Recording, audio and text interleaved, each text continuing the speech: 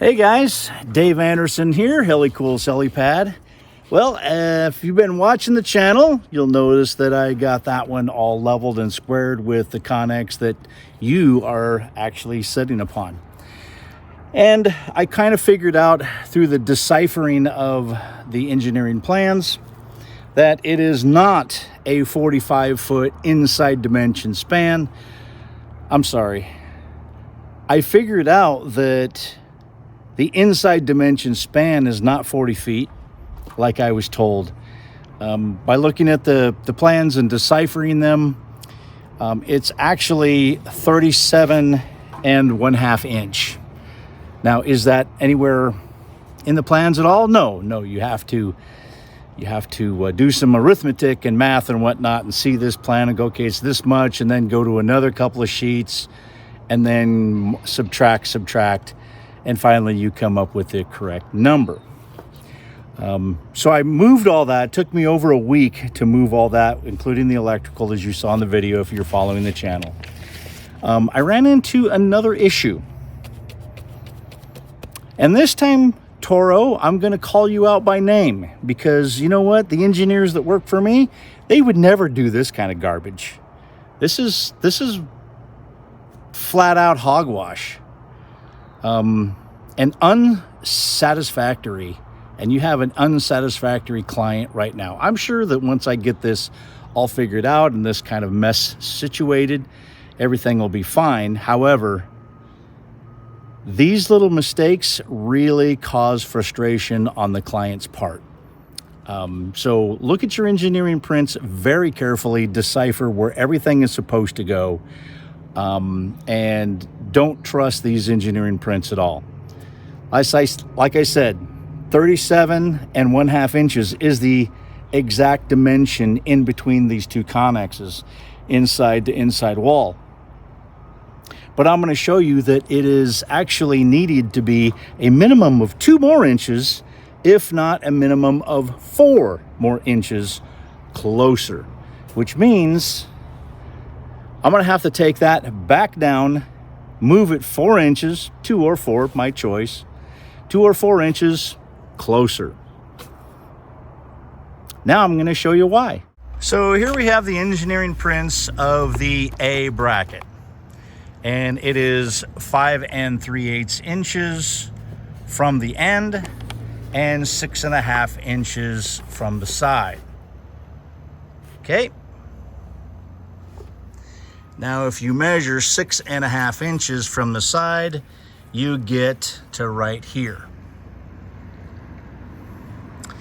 5 3/8 inch, you get to here. Look how close we are. There is a 3-inch span in between where the bolts go.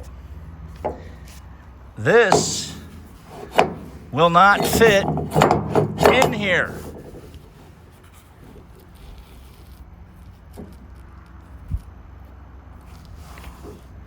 Do you think that fits? Do you think that works? Guys, engineers, you did not take into consideration this piece and how wide it is. This piece is an ISO 1161 shipping container connector, okay? It is standardized. So you should know what this size is. It's a standard piece. So as you can see, I'm gonna have to, option A, cut this piece out so that it will fit in here and I can actually get the dimensions correct, which also means I'm going to have to cut out the kneeling wall, or whatever you want to call it. I'm going to have to cut that out to avoid this ISO block as well. The bad thing is look how close this is. That does not leave enough space for structural support in this bracket. Is it DIY? I still think it is DIY, but you need to come into it with open eyes. Would have been awesome to have all of the measurements right up front so that you're not having to move connexes, which is the biggest pain in the butt. Maybe I'll feel better once it's all placed and built. I certainly hope so. So I'm no longer assuming anything. here's something to check out. You see that? Yeah, that right there. So here's a little picture of it. So that roof is not 45 feet. And the engineering print says is that those brackets and where those sections of that small wall, that 4-foot wall, those are every 9 feet.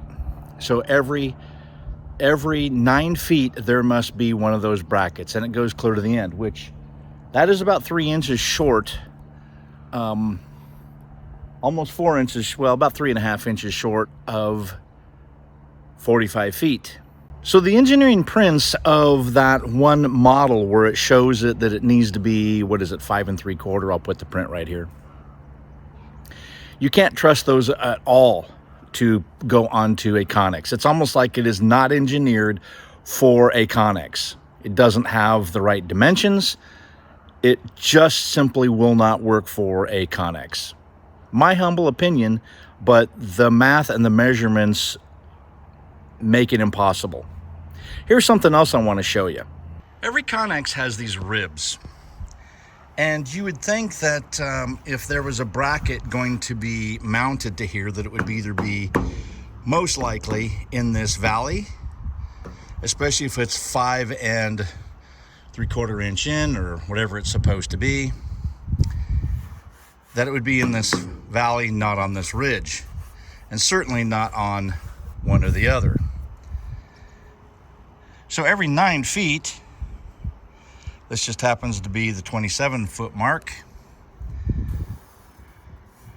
What am I supposed to do with this? Beat this down with a sledgehammer so that it is level with this? I don't think so. Once again, this is not designed for a Connex roof. Can't be. There's got to be a better way. And I'm going to show you what my version of this and the better way is. You are going to have to build your own custom brackets. This will do two things. It will allow a level working surface for the roof to attach to that is long enough to compensate for the shorter roof and avoid the ridges on the roof panel. It will also allow me to regain some of the lost space in between the shipping containers. It will also be more structurally sound since it will be mounted to a structural member of the Connex and not the non-structural sheet metal roof.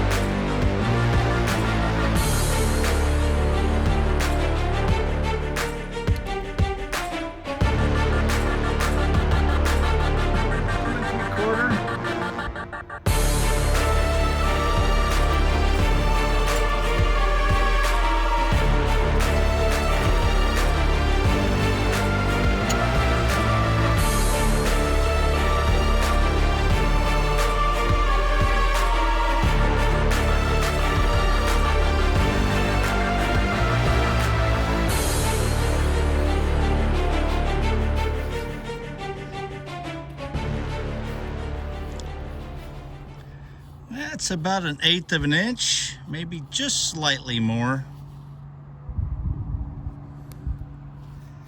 So these end caps can be welded on here. That'll be 2 7/8 at least.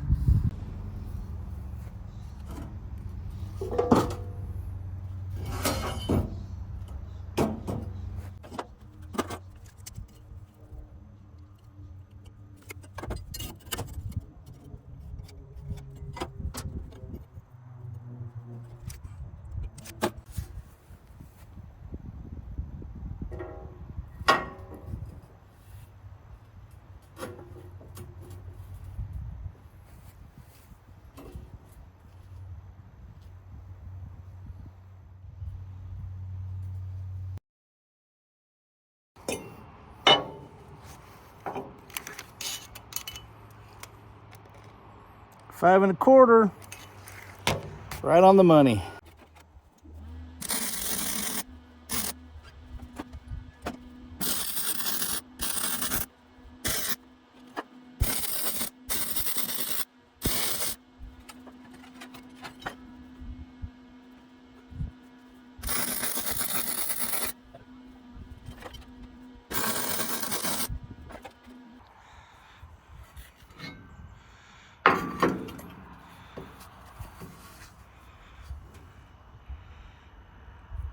Right on, 2 3/4, moving that back for that mount is perfect.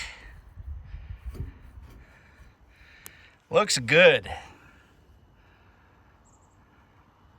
I wonder why all my welds look like bird crap.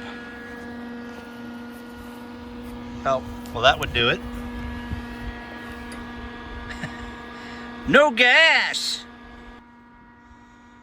Well, I could clean it off a little bit, but that's better.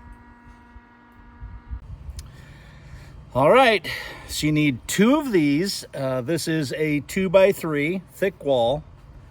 2x4 would be fine too if you can get this kind of steel.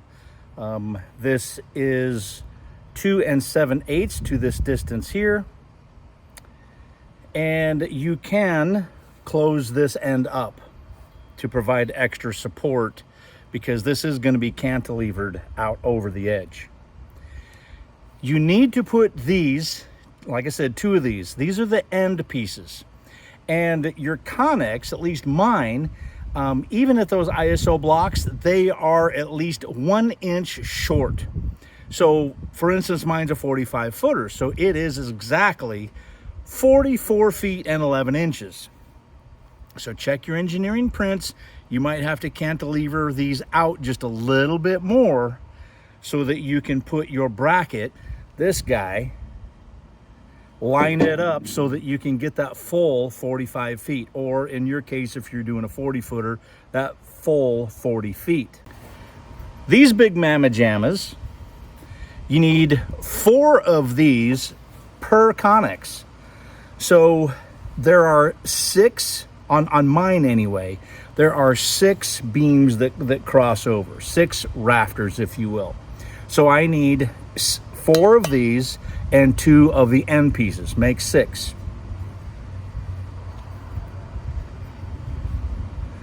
Sits on just like this, and it overhangs this much.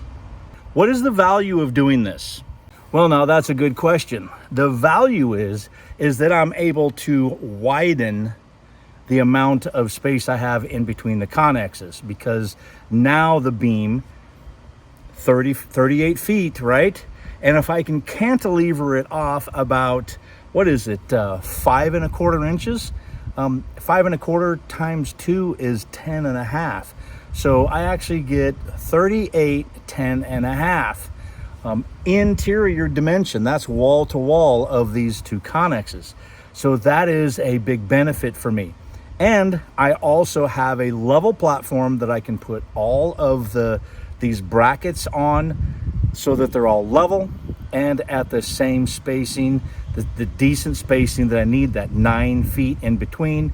And I don't have to beat down any of the ribs on the top of the Connex to make that happen. So this is a big plus for me. It does require welding, and I am gonna have to weld these on. I'm not gonna bolt them on, I'm going to weld them on. That might be a problem for those that have a hard time getting power clear out to the edge of a Connex. I'm gonna have to overcome that. I'm not sure exactly how yet, but I'm gonna overcome it. I'll show you once more in a pictorial, a little diagram for each of these.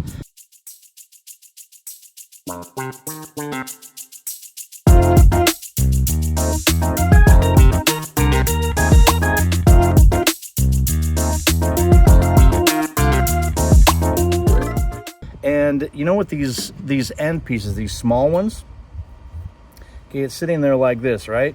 Your Connex is right here. You could have another piece, even a big thick rebar, from here and cantilever it down to here. and that will even strengthen this up, and then it will provide a nice little hook hold. If you have ratchet straps or that kind of stuff, you can just hook them up there. That is if you can reach 9.5, 10 feet in the air. I hope this has been helpful for you, and remember to tune in next time, because I am going to give like an honest pros and cons. What is it that I think is wrong with the Toro system, and all the ways to fix it in a very short 1-part video. Be sure to tune in for that. Afterwards, when I actually get all these brackets up, I'm going to have more videos out on how to put the roof up. Until then, I'm Dave Anderson signing out. You guys be safe out there, and God bless.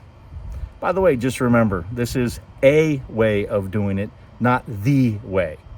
A way. If you come up with a better way, better solution, have at it. I'm just doing what I think is best for what I have.